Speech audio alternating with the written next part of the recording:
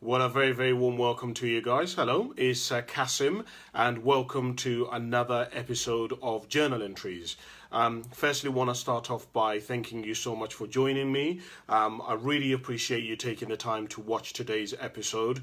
I hope that something that I say to you today can in some way help you to become a higher, fuller expression of yourself. I hope that something that I share with you today, whether it be a strategy, a philosophy, an idea, or a tactic, can help you step into your greatness, step in the direction of becoming the best version who you're capable of becoming. So today, guys, I want to talk to you about three things that I've been journaling about. The first thing that I want to talk to you about is I want to talk to you about the importance of trusting my gut, trusting my instincts and what I've learned about that and what I've been thinking about that.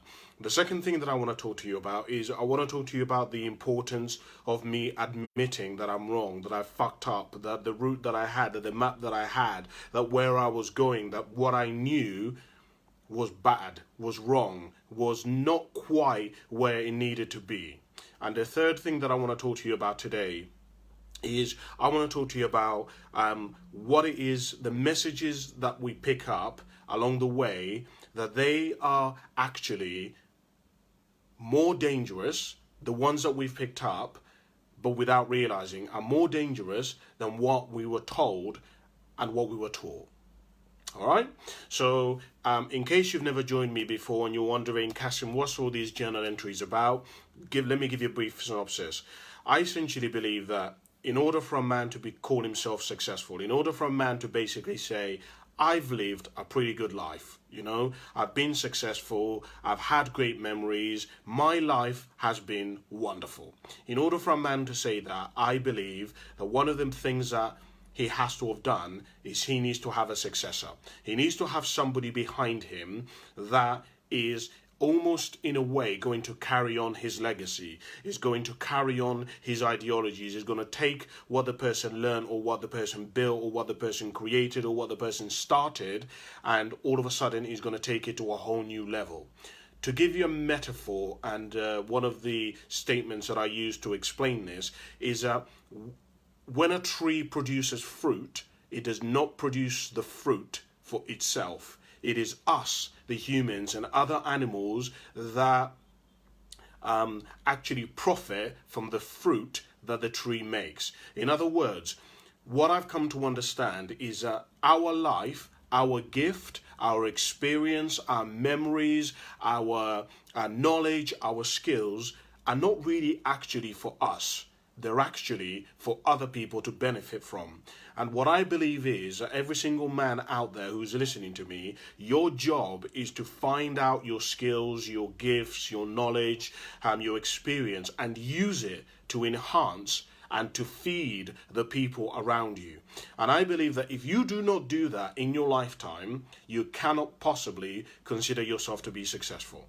So that's what I believe. And so the reason why I started this journal entries is that I essentially wanted to encourage you guys, particularly men, to start your own journaling, because I realize that most men are not going to be ultra successful. They're not going to be ultra multi-millionaire, billionaire people. They're not going to be living in freaking mansions, right? They're not going to be in positions of like power where they're going to be politicians or they're going to be CEOs of companies. The average human being just isn't going to be like that.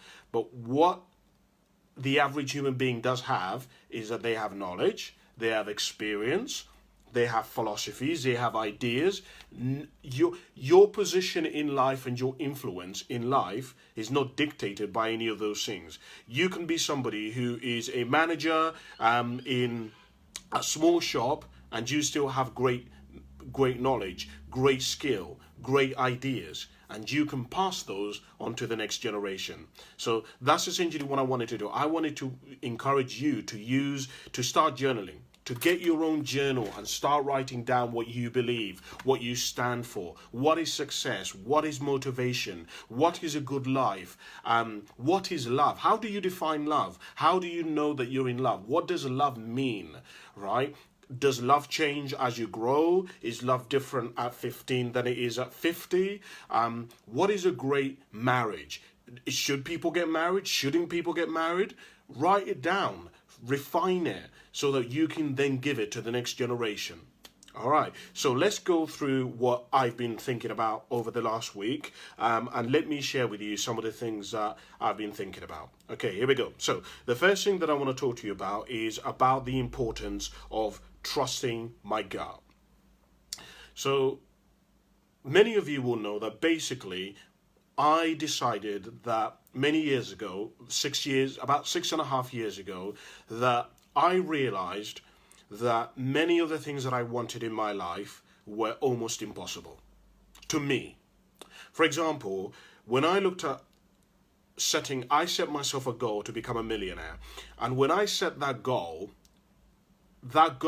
seems, even to today, seems to be almost impossible to me. It seems so far away from who I am, from what I can do, from how much money I have at the moment. It just seems almost impossible.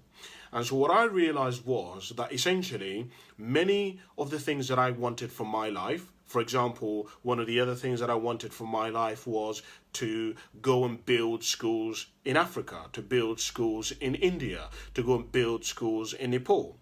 If I was ever going to do that, that vision is so far away from where I am at right now, sat in this room, that it just seems mad to me. And I realize that if I'm really ever going to do any of that stuff, I'm going to be an anomaly. I'm going to be a phenomenon. It's going to take a miracle for me to live that kind of life. And so what I started doing was that I started studying miracles. I started studying anomalies. I started looking at people who had achieved things that were impossible. And this led me down a really interesting path, because this led me down a path where I started looking at people who had survived car crashes, had survived cancer, right? They got trapped in a hole for 40 days, and somehow they managed to get it out, to come out alive. They were stuck in the desert, or they were stuck out at sea, and somehow, even though they were left there for 60 days, they managed to somehow survive. And it was a miracle. If they were just lucky, it was a phenomenon. They were an anomaly. This never usually happens. And my question was always, how? I don't understand. How could it be that somebody could be trapped out in the middle of the ocean for 60 days, alone, with no food, with nobody else, and yet they managed to survive? And I would start hearing these words, right? I would hear words like it was a miracle, they were guided, they were following their gut instinct. And that word gut, that word instinct, right? That word, I followed my inner compass. These kinds of words continue to come up time and time and time and time and time again. So very quickly, I basically realized, right, okay, there's clearly something to this gut instinct thing. And then this was further added onto the fact that when I started studying people who had achieved huge success from nothing, and I started reading their autobiographies, one of the things that kept coming up as a key, as a law, as a common denominator, is that they would say things like, I trusted my belief. I believed in myself. I trusted my inner compass. I knew deep down that's where I was meant to be, that this is what I was supposed to be doing. So I realized, okay, there's clearly something to this gut instinct thing. There's something to this kind of following your inner compass. And I've time and time again been thinking about this. And recently I was speaking to somebody actually who basically, this individual, without me going too much into their details, has been struggling with some problems in their life. Loads of issues to do with chronic illness, lots of issues to do with depression, lots of issues to do with kind of people breaking their boundaries, and people kind of pulling at them, and people kind of telling them who they are. And this person just basically is being pulled left, right, center. And one of the things that I was saying to him is, look, he was explaining to me that one of the things that he's done is that he's been taking the advice of a doctor about how to deal with his health and how to deal with his illness. And one of the things that I was saying to him is that, look, you have to understand that sincerity is not a test of truth. See, this was very difficult for me to understand this. It took me ages to get this, because I always presumed that if somebody loves you, if somebody is in a position of power, if somebody is an expert in an arena, then that means they must be right. Look, if I go to my doctor and my doctor tells me that this is a medicine that I should be taking because I'm feeling a certain way, I always thought the doctor must be right. I mean, it's a job, right? Isn't it? Surely the doctor must be right. Here's the problem that I started to come up with. So I started studying people who had done impossible things, and particularly people who had cancer or went into a coma and came out of the coma.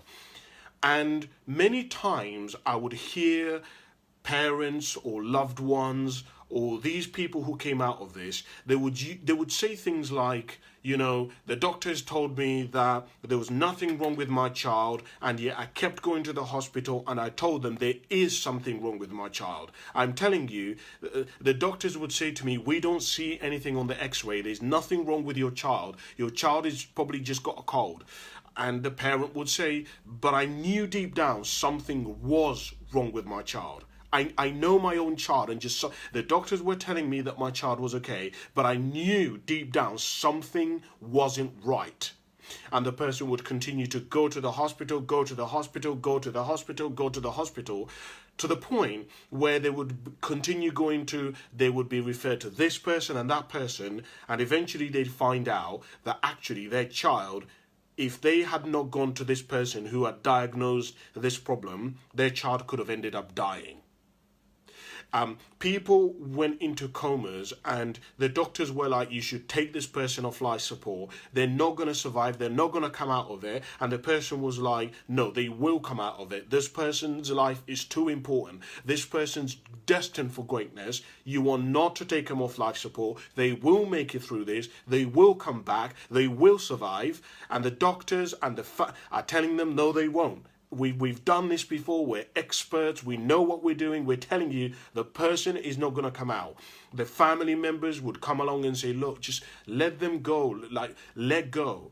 And the person would not give up. The person would keep going. Then the person would pour their love and would pray for the person. And maybe years or months or weeks later, the person would come out of the coma. And so I was like, I don't get this. What is it about this gut thing that keeps coming up? It keeps coming up over and over and over again. And then I would study people who had started with nothing and had achieved success, and they would say, my father told me that I shouldn't go down this path. My dad told me that if I follow this, that it's going to end up in disaster, that I'm not going to become successful, that I'm going to become a failure. But I believed that this was the path for me. I knew that I should be an actor. I knew that I should be a dancer. I knew that I wanted to start a business. But my father told me that I should be this. I remember actually a really famous story which has always stuck with me, which was told by Jim Carrey. Jim Carrey once said that my father taught me that you can fail at what you don't want, so you might as well succeed.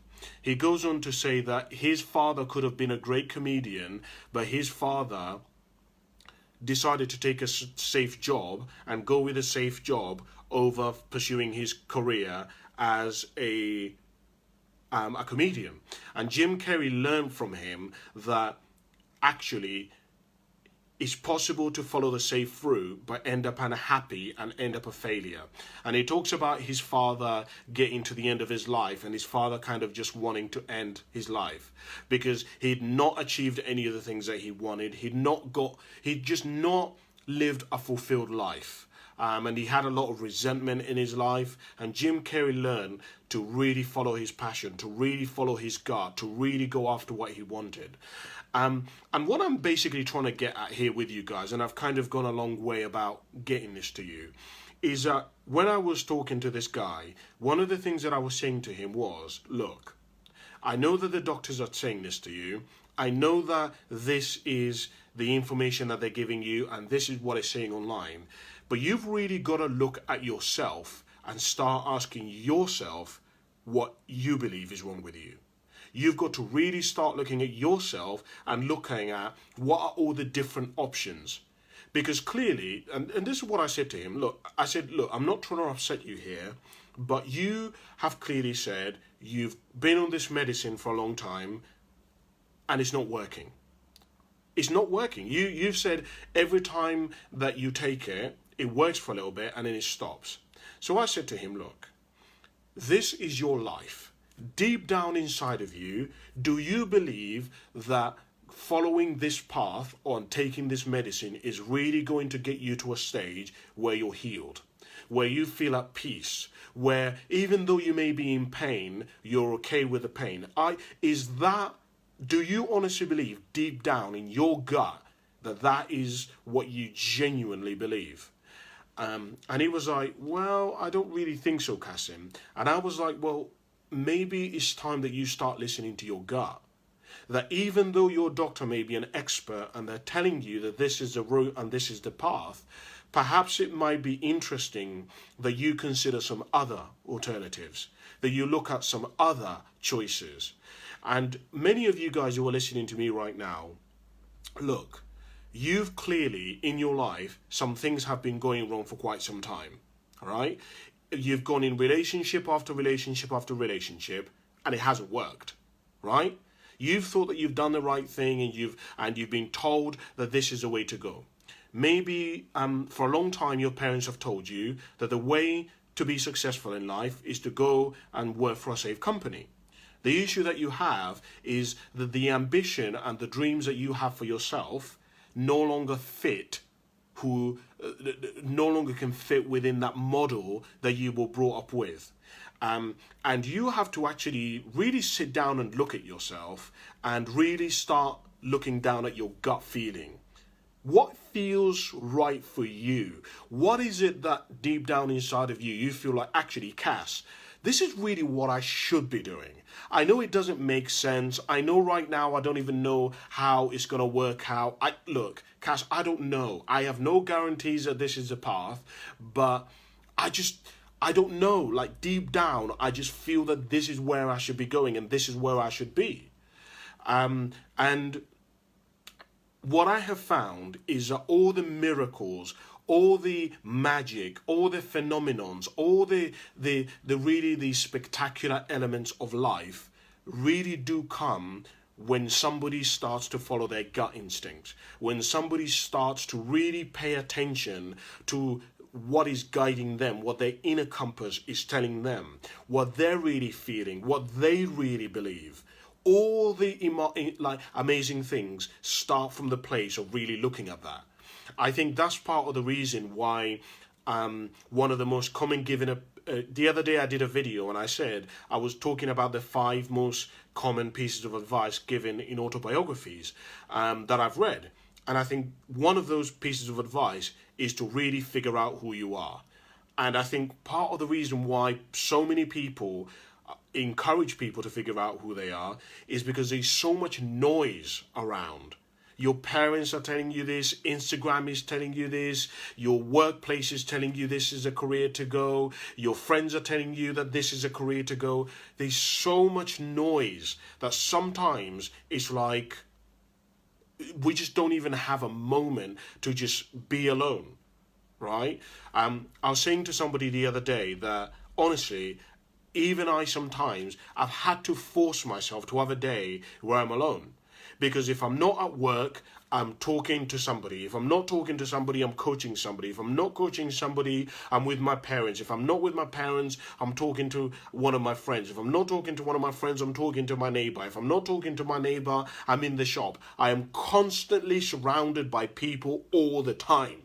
like it, for me to have a moment where I'm alone, no phone, no internet, nothing, is like so rare.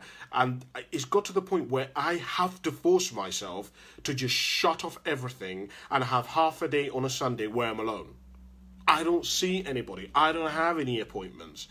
And some of you guys, you may need to do that for yourself. You may need a day a week where you, not even a day a week, but half a day a week, which you set out in your diary, which everybody knows, your mum knows, your workplace knows, your missus knows, where it's just no internet, no social media, no music. It is just you alone with your thoughts.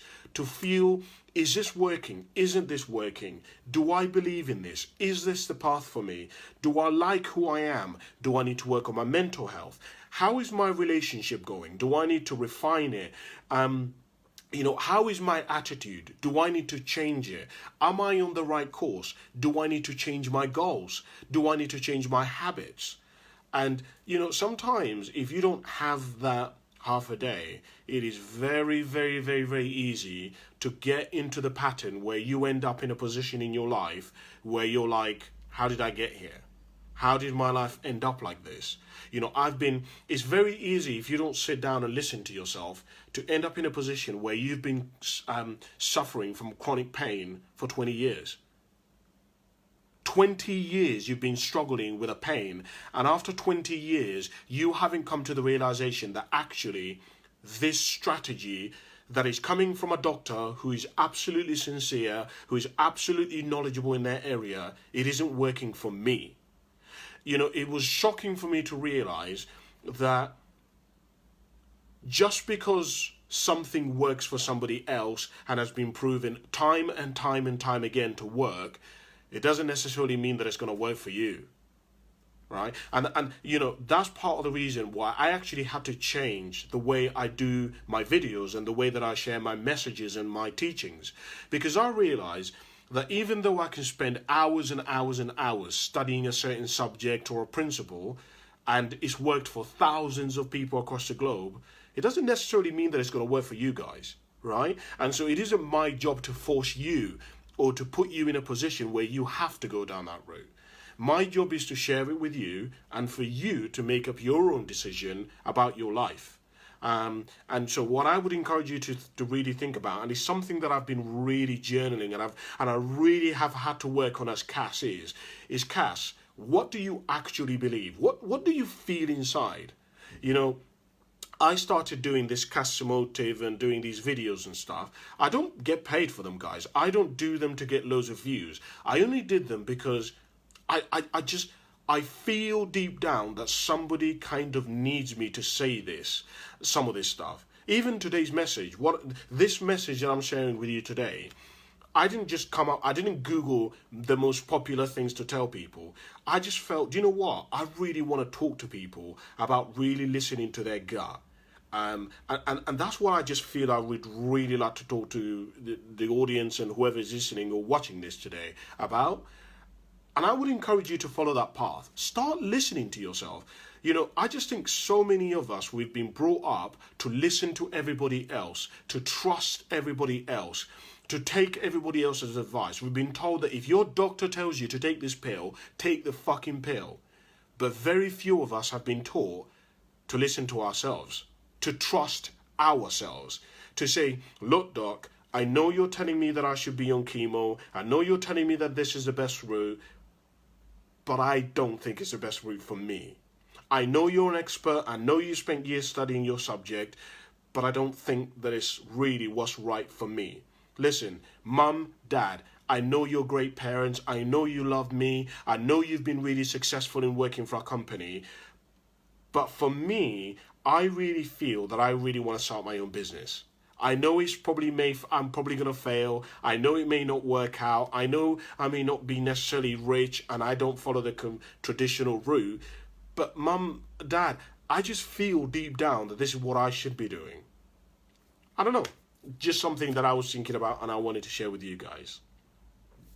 The second thing that I wanted to talk to you about and that I wanted to share with you is about the importance of admitting when I'm wrong. every Sunday I go and see my parents. I go and see my mum and dad. And I think it was, no, not last week, the week before last, I was watching the Liverpool game with my brother Bashir.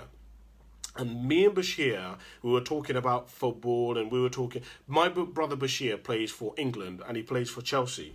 And we were talking about, basically, he was like, Cass, what have you been studying? What are you up to? And I was saying to Bashir that I was studying what I call radical responsibility. And I was explaining to Bashir that radical responsibility I recently learned from the army, from the navy. And basically what I was explaining to Bashir is that it is very, very, very, very easy when you're in the army or you're in the navy or you're in, in whatever it is, any kind of fighting army or anything like that, or infantry, it's very easy for things to go wrong. Right? You can imagine if you're in, let's say you go to you work for the British Army, you go over to Iraq. No matter how strategic you are, no matter how much planning you've done, no matter how good your leader is, the chances of something going wrong when you go out on the battlefield are high. And I was explaining to Bashir that the army have had to have what's called radical responsibility, because everybody would always have an excuse. You can blame your leader, you can blame the backup, you can blame the radios for not working, you can blame the planning for not being good, you can blame the enemy, you can blame the man next to you. There is so many different ways that you can find of basically getting out of taking responsibility in the army. And so they've had to have a way to eradicate this, because otherwise nobody would ever take accountability, right? Imagine being a commander and you're in charge of 30 men. How could you possibly take accountability for 30 men? All of them are going to, when you're ambushed or something like that, in spite of what you've told them and what they've been trained, they might do completely different things. And so they've had to have this radical accountability where the leader accepts all responsibility. No matter what goes wrong, the leader takes full responsibility of everything, which is insane and is mad. And so I was explaining this to Bashir, and Bashir was explaining to me that, my God, they need that for his players, for his colleagues, for the people who he's been playing with. Because he said to me, Cassim, the people who I play with, all they ever do is complain. All they ever do is they moan and say that everything is everybody else's fault. It is so easy when you're in football.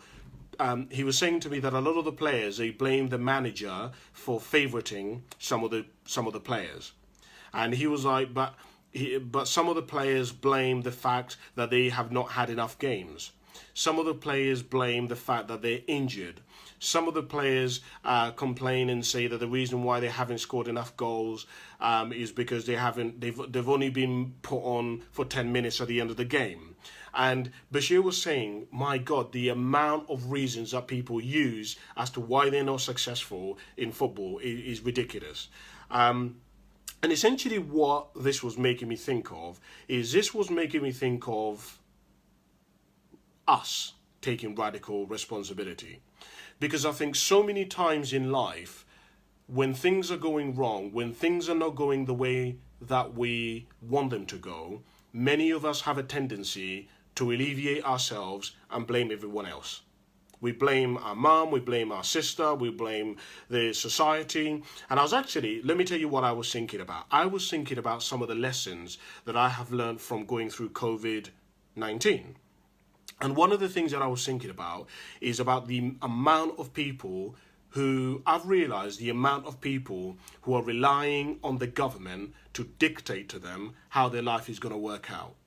Many people have got their lives on hold because of what the government is either going to pay them or the government is going to suggest to them. People are actually waiting for the government to tell them how to live their life, where to go, what to do. Now, don't get me wrong. There is certain rules you've got to follow. There's certain protocols you've got to follow. But a lot of people literally have their lives on hold. right? And I was thinking about this and thinking, boy, there's so many people who are waiting for the government to rescue them. They're waiting for somebody else to come in and give them the green light in their life. And sometimes in life, in fact, most of the time, we have to take responsibility. We have to say the reason why this is not working is because of me. And I've really been thinking about this deeply and thinking, do you know what, Cass? You have got to be so careful not to exempt yourself from taking responsibility. You are responsible for the way that your health works out. Do you know, guys, it's quite funny because many of you probably won't be aware of a lot of the things that men complain about. And the amount of people, I was having a conversation with somebody, and the person was explaining to me that it is their job's responsibility to set up mental health days and to ensure that they have protocols to do with mental health and help them to manage their mental health. And I was thinking to myself, are you actually taking the piss? You're actually suggesting to me that it is your job's responsibility to look after your emotional state. And I was thinking, that's insane. It sounds crazy, but that is insane. But I took this further and I was looking at this and thinking, some people actually are blaming their manager or their workplace for the amount of money that they earn. So instead of growing beyond their position, what they're doing is they're waiting for their manager to come along, give them the sign of approval that they can become a manager, and then they will work to the point where they earn enough money. And I was just thinking, boy, there must be so many people who are talented, but they cap themselves because they're waiting for permission, because they are waiting for somebody else to basically give them the go-ahead. They're waiting for somebody else to basically take the responsibility. And I was thinking, imagine if you go your entire life waiting for your job and your manager to dictate to you how much money you earn. You're never going to earn that much money. You'll never, like, you have many people who are listening to me right now, you have the ability to earn millions. But if you wait for your manager and it is you, and you say that it is your manager's responsibility to dictate how much money you earn, you're fucked.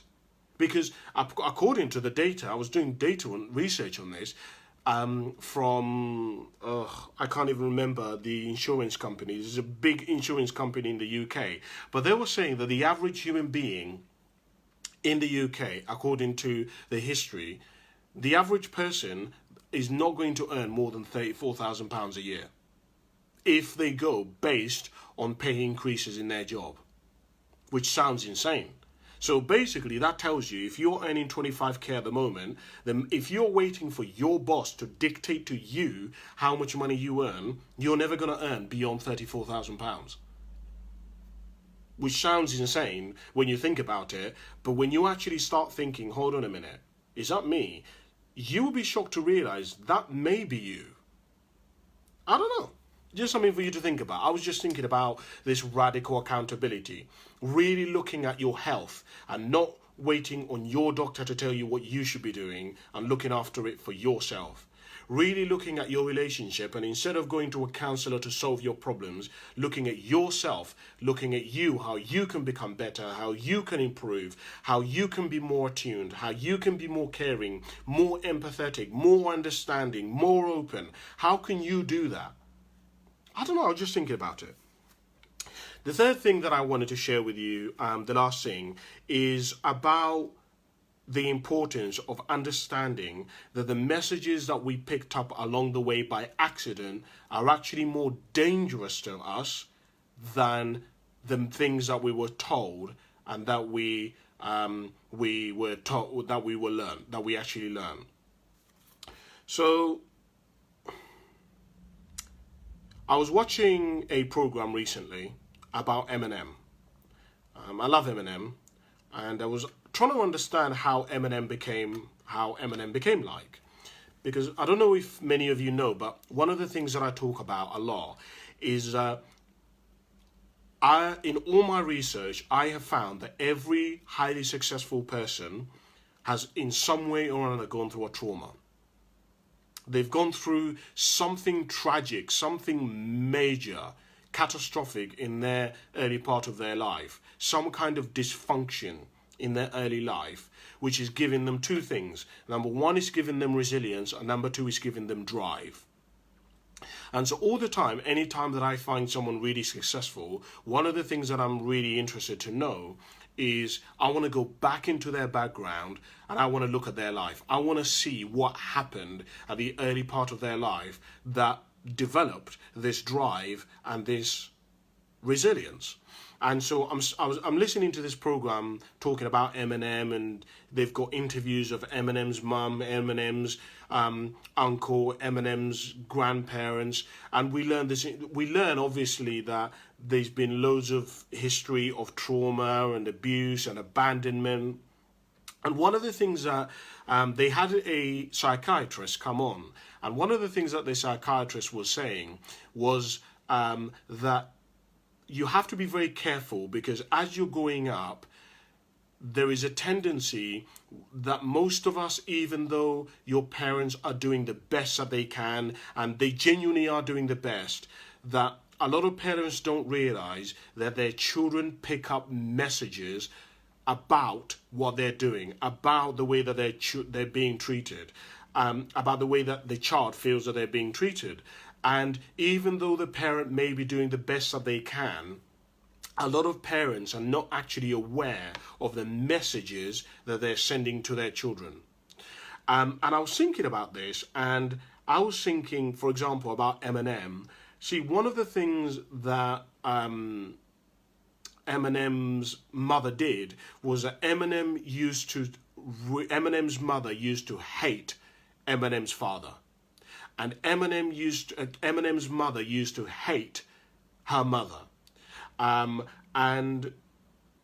Eminem basically learned, without realizing it, that you can't really trust your family members, because Eminem's mother did not trust her mum. And she didn't want to live with her mum, and she didn't take the advice of her mum. Now, Eminem's mum never told Eminem that you shouldn't trust people, right? And that you shouldn't trust close family members. But what Eminem picked up along the way was that between watching the relationship of his mother and his grandmother, he picked up that that even though somebody can love you, it is possible for you not to trust them. That it is possible for you to betray your own family.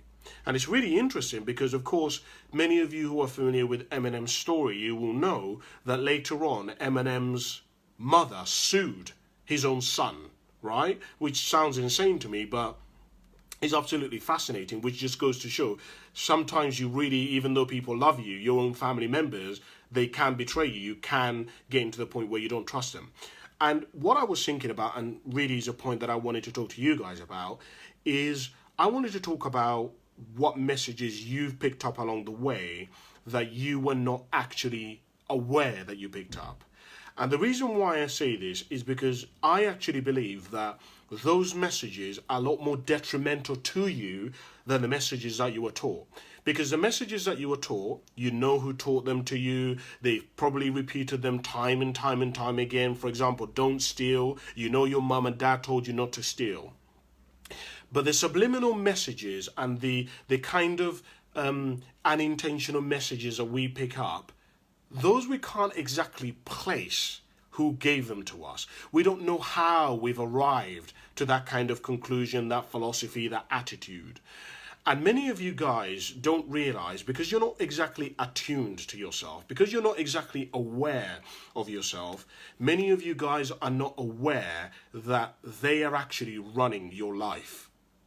That they are the ones, those subliminal and kind of unintentional messages are the shadow beliefs and attitudes that are actually running your life, right? It was interesting. A little while ago, went to my parents' house and I found a Wii. I found a Wii at my parents' house. Now, when I was growing up in my household, my parents made it absolutely clear video games, Xboxes, PlayStations, none of them, they were bad, they were not good for you. And since I was a child, I've never had a PlayStation, I've never had an Xbox, I've never had a Game Boy, nothing. So imagine this. I go to see my parents, and there in front of me, sitting underneath the television, is a white Wii. I almost couldn't even believe what I saw, right? Because it was almost shocking to me.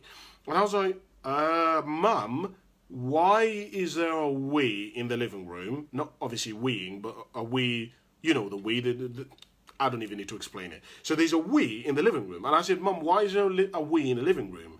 And my mum said to me, oh, your dad bought it because your sister wanted to play on it, and it's good for the family when we get together to use it. I was like, are you taking the piss? I've spent my whole youth being told that these things are bad and you shouldn't use them. And I had to be very careful, because here's what I had to catch myself here, because what I started to feel is, interesting. So maybe my parents didn't love me as much as they love my other sister, because if they loved me as much as what they say, then they would have bought me one. But clearly my sister is more, because basically what my mum told me later on is my little sister has been going on about it. She's been moaning and trying to persuade my dad. And I was thinking, well, clearly they must love my little sister more than they love me, because I mean, she's clearly been able to persuade them and I haven't. And I had to catch myself. Because I was like, whoa, Cass, hold on a minute here. Do you actually believe that? Is that really true? And this is the kind of things that I'm talking about. That some of you don't realize that because you're not as attuned, and this is what I encourage you to do. This is what part of the reason why I get you guys to do your journaling. Because the more self-aware you become, the more you realize that sometimes you have beliefs and attitudes and philosophies that they're unintentional. They're not really what you actually believe, but the issue is they're ruling your life. So for example, some of you guys, without intentionally realizing it, you've been brought up in a family where your mum, and when you were growing up, your mum and your dad, every single day, all they did was complain about money. They talked about, we don't have enough money, you can't spend money, you shouldn't spend money, etc., etc. That's all they talked about when you were growing up. So they've never really told you specifically that money is bad, but what you've picked up, and the message that you've picked up, is that when you have money, money leads to problems. Money leads to arguments. Money leads to unhappiness. Because that's what you saw as you were growing up. Every single time you were growing up, you saw your parents fighting about money. You saw them arguing about money. There's not enough money. And you've picked up the message that, oh, money leads to unhappiness. So without realizing it, every single time that you get money, you unconsciously, without paying attention to it, get rid of your money. You spend it crazily so as to get rid of it. And so every single month, you never have money, you never save money. Because deep down, what you actually is driving you, and the belief that you have, and the message that you picked up along the way, was that money leads to unhappiness. Money leads to arguments. Money leads to conflict. Do you see what I'm saying by this? I don't know whether this is too deep for a Monday morning, which is when I'm doing this, but I really want to get this point across to you, and I was really thinking about this, and I was like, so what else have I picked up along the way that has been ruling my life? So for example, some of you, you've been in relationship after relationship after relationship after relationship after relationship after relationship after relationship, and none of them work out. Have you ever wondered why that is? Could it be that you've picked up along the way that basically your mum and your dad were constantly getting together, breaking up, getting together, breaking up, getting together, breaking up? One of them says, I want a divorce, but then they don't divorce. And this is how your life was brought up. And now, the message that you picked up was that a normal relationship should involve you fighting, you being with a person, you being with a new person, you getting back together. That actually, stability and having the same person is not normal. It's not good. It's weird. It's bad. And you may not even realize that. You may not realize that what you actually believe now, because you've picked it up along the way, is that stability and having the same person is a negative. It is not positive. Because that's what you saw when you were growing up. So I just want to encourage you guys to think about that. And I want to encourage you to really examine that for yourself. What messages have you picked up along the way that you didn't even realize you've picked up along the way? Something for you to think about. So that kind of concludes this week and what I wanted to share with you for my journal entries. Once again, guys, you know what I share with you. You know why I do these journal entries. I want to inspire you to start your own. Maybe I've triggered something in you today where you thought, hold on a minute, I've never really thought about what messages I've picked up along the way. Maybe for the next week, what you want to do is start writing down what messages you've picked up along the way. And if you're somebody who's had children, you now have to be even more careful about the messages that you picked up, because your children, there is a saying that the apple doesn't fall far from the tree, will repeat what was taught unto us. So your children are going to pick up whatever messages you leave for them. The way that you treat their mother. Your children, without you telling them, the way that you treat your missus or their mother, they're going to learn, without you realizing it, that is the way a relationship is supposed to be.